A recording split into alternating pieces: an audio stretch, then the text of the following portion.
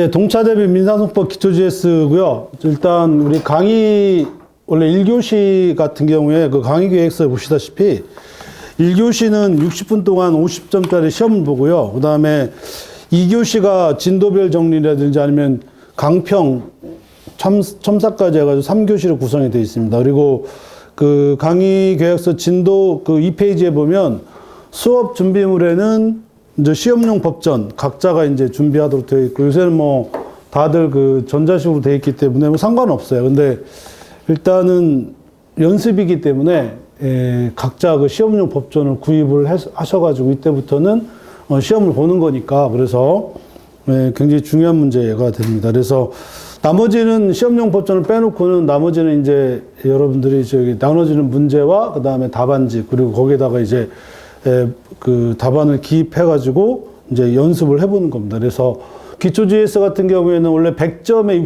120분인데 50점에 60분으로 이렇게 이제 되어 있고요. 일단 그렇게 앞으로는 진행할 거다 이렇게 생각하시면 되고, 오늘은 첫날이기 때문에 수업 진행 방식이라든지 답안지 쓰는 것에 대한 내용, 그리고 진도별로 나갈 때 어떤 내용들을 우리가 준비해야 될 것이냐라고 하는 부분이 있어서 첫날은 이제 그걸 미리 연습을 해야 되기 때문에, 그래서 1회 수업에서는 이제 1교시에 먼저 수업을 하고 2교시에 이제 60분 시험 보고 이제 3교시에 같이 이제 답안지를 확인해 보고 또 이제 고쳐야 될 것을 이제 확인해 보는, 한 4회 정도는 같이 답안지에 대한 내용을 좀 교정을 하다 보면 어느 정도 이제 틀이 생길 겁니다. 그렇게 생각하시면 될 것 같아요.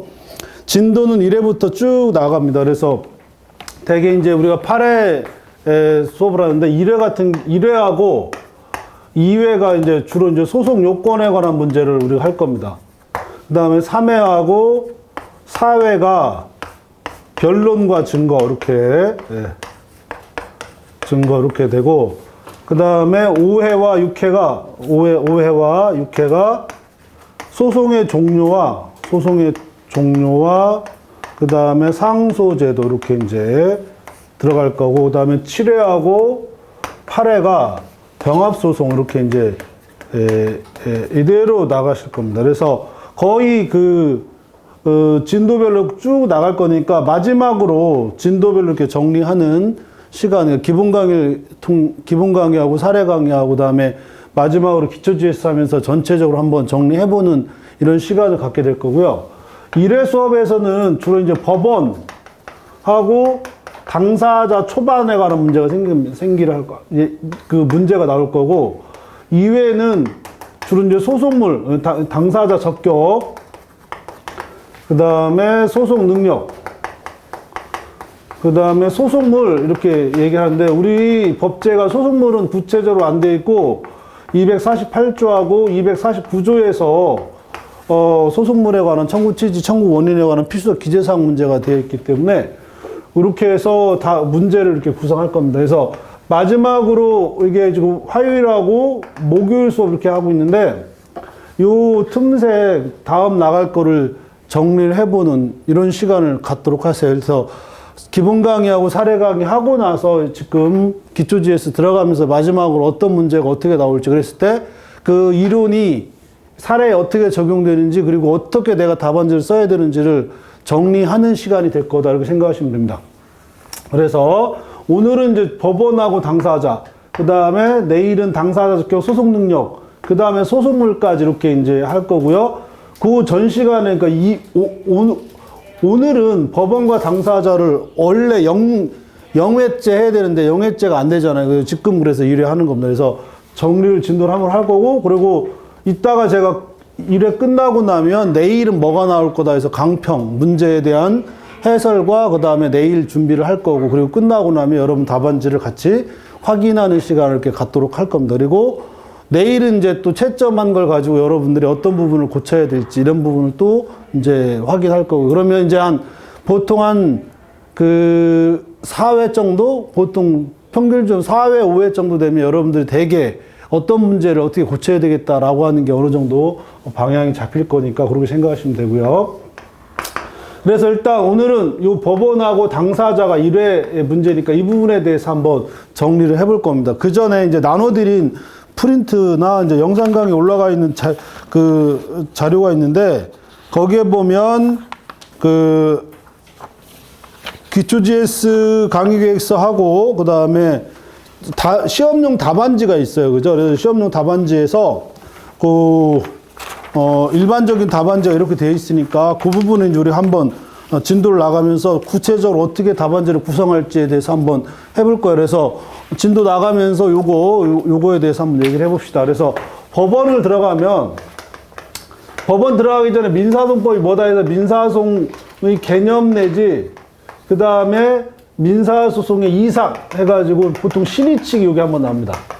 그래서 신의칙은 굉장히 중요한 문제인데 일단 신의칙에서의 개념 혹은 의의 그 다음에 신의칙에 대한 적용 범위 혹은 적용 성질에 관한 본질에 관한 문제를 했을 때 요거를 보충적 적용을 할 건지 혹은 아니면 선택적 적용할 건지에 대한 논의를 할 수 있는데 우리 판례가 지금 보충적 적용설에다 해놓고 그 다음에 발현 형태 혹은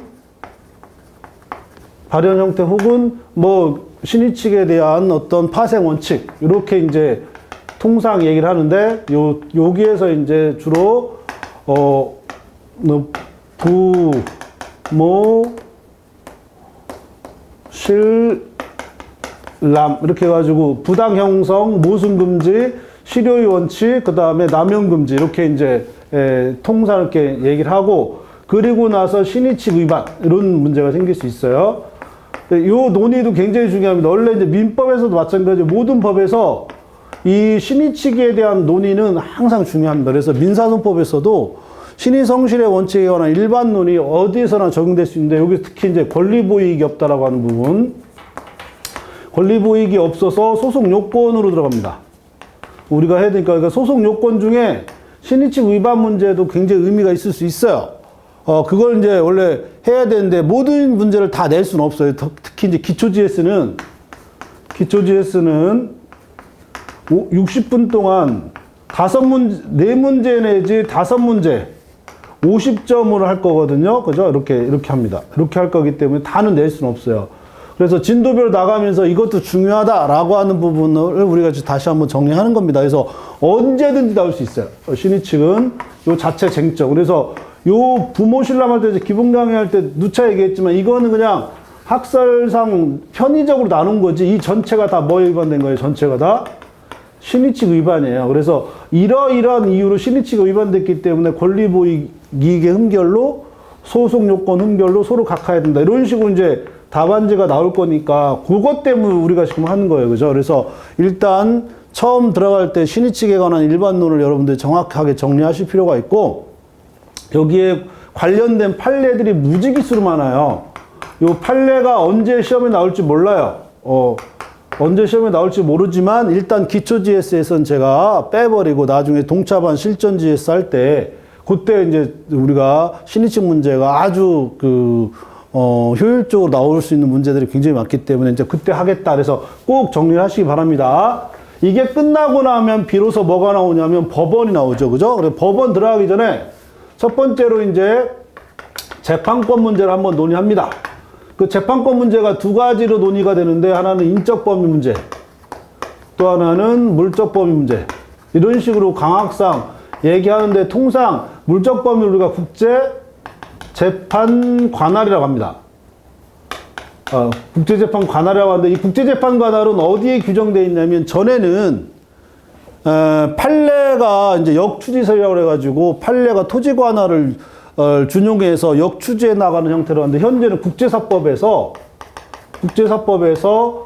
세부적으로 심지어 국제사법의 토지 관할뿐만 아니라 거동 관할이라고 하는 하위 관할까지 국제사법에서 규정하고 있기 때문에 따라서 이 국제재판 관할이 원래 상당히 중요한 부분인 건 맞는데 수험적으로는 좀 위험도가 줄어들었어요. 왜냐하면 이걸 내려면 시험용 법전에 국제사법이 없기 때문에 따라서 이 문제를 낼 때는 국제사법을 반드시 제시를 해줘야 돼요. 그래서 현실적으로 국제사법이 나오긴 힘들어요.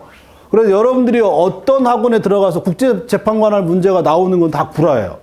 그거는 옛날 판례인 거지 지금은 그게 나올 수 없습니다. 왜냐하면 국제사법이 세부적으로 다 규정을 해줬기 때문에 기존의 학설과 판례가 다 국제사법으로 들어갔단 말이에요. 그죠? 그래서 여러분들이 어떤 책을 교과서적으로 갖고 있을지 몰라도 옛날 논의를 하지 말고 국제사법 논의를 좀 더,